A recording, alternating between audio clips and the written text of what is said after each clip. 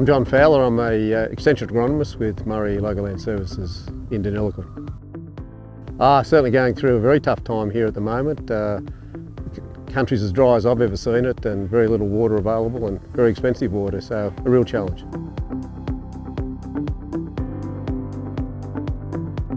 So we're really looking for some productivity from our pastures during the autumn period, and that's where irrigated subclovers come into it, and you can get them away and get feed when you need it most. Now with autumn production you need to irrigate pretty early to fill that in, and you need to irrigate more than once. So if you only got a limited amount of water, don't just spread it over a big area, budget it so that you've got enough to water the country at least twice, or preferably 3 times in the autumn. The other thing about autumn feed production is that it's highly correlated to plant population. So you do need a good seed set. So that either means a high seeding rate when you're sowing it, or make sure you go on a pasture that you watered the previous spring to have good seed set. So they're probably some of the important factors with autumn production.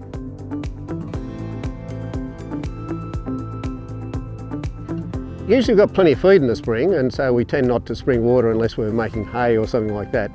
But another reason to spring water is actually to increase the seed set on subclovers. And you can more than double your seed set with one spring watering.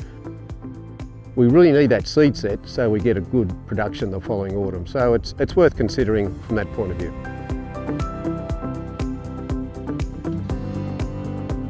Well, the main thing with drought is you've got to get best productivity per megalitre of water. And you've got to get that productivity when you most need it. So I think really picking your best paddocks, well drained, good structure, make sure you've got plenty of seed there, and get them away reasonably early in the autumn. If you leave it too late, then we run into colder weather and you just don't get the growth out of the pastures. So you're better off having a smaller area and planning to do at least 2 waterings on that.